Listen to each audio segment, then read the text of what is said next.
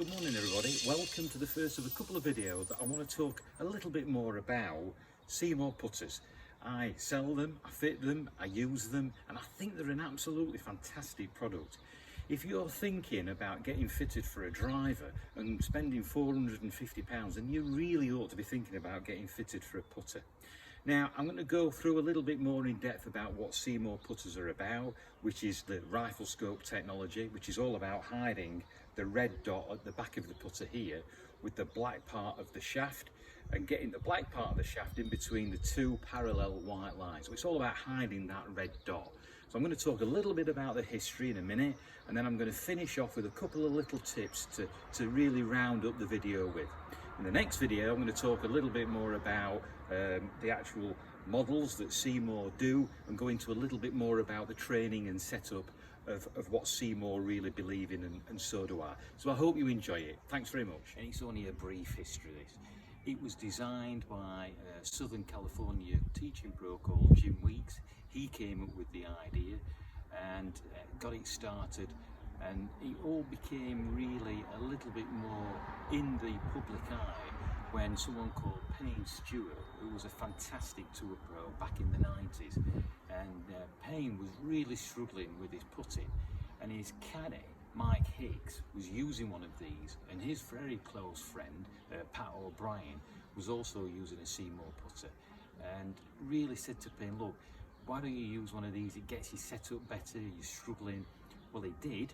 He won the AT&T Championship in America in 1999, and then shortly after that he won the 1999 US Open at Pinehurst. And in that round, although he'd not been using an FGP like this for very long, it was one of the lowest putting rounds in US Open history, and it was the longest putt holding a last green to win a US Open too that Payne used. And from there he was going to go from strength to strength, but unfortunately that same year Payne was killed in a plane crash, so the company really lost momentum. It couldn't really get going really after Payne's death. But it wasn't until it was taken over a few years later, and then a gentleman called Zach Johnson was using a Seemore putter, again the very same model that Payne used, and he won the US Masters in 2007. And the interesting factor with that was that he never went for a par 5 in 2 shots. Zach always laid up and really then trusted his short game and his putting to win his 2007 Masters. From there he won the Open at St Andrews in 2015 and has won countless tour events after that. So it tells us one thing. And by the way, those two tour pros are not just the only tour pros that use Seemore putters. The major factor behind Seemore not being as really predominant on the tour is that Seemore doesn't pay any of its tour players.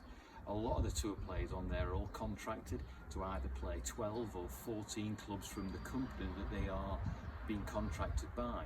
Seemore doesn't pay anybody at all, so it's only going to be someone that's going to pick one of these up that's not really contracted and use them. And there has been people that have won and used them in the past too. But it all boils down to making sure that it's getting your putting better, and the rifle scope technology built into every single Seemore putter will do that. The one thing I'm going to try and get across to everybody is that after this lockdown, if you're struggling with your putting, give me a ring, get a fitting, get fitted for a Seemore putter. I've got plenty of demos that you can use. Let's get out on the green and let's improve your putting, because if you can improve your putting, you are going to lower your scores. Okay, so I'm going to finish off now with just a little couple of tips, and then in the next video we're going to go into that a little bit more. I'm going to show you some of the great models that they're doing, including a new hosel that they've brought out just last year. There's a great bit of kit too. Don't forget, hide the red dot. It's all about rifle scope technology. Okay, so just to round up this video now, I'm going to talk about the hold, and I'm going to talk about actually trying to get the putter head in the right position in front of you and between your feet.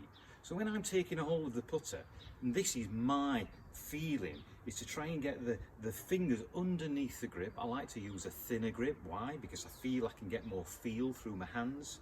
And I try to get the heel pad of my left hand just to the left side of the grip itself, not in the palm, okay? From there, I try and get a feeling of bringing the putter back and through without the thumbs being on the grip. This is just a training part. From there, put the thumbs on. I'm also trying then to get the putter head and my hands and my sternum all in line, because from there you can bring the putter down in between your feet, and from there you'll see that you can hide the red dot. So you're really hiding the red dot between the two parallel white lines on the putter. Straight away up in front of you, a nice relaxed position with your arms. Bring that down and you'll find that you're hiding the red dot straight away from there. Okay, so from there, try and get a feeling of the arms, shoulders, hands and putter rocking back and through. But like I said, just to round up, actually hold the putter within the fingers underneath a little bit more. Get the putter out in front of you, so the putter, hands and sternum are all in line. Bring that down and that red dot should be hidden.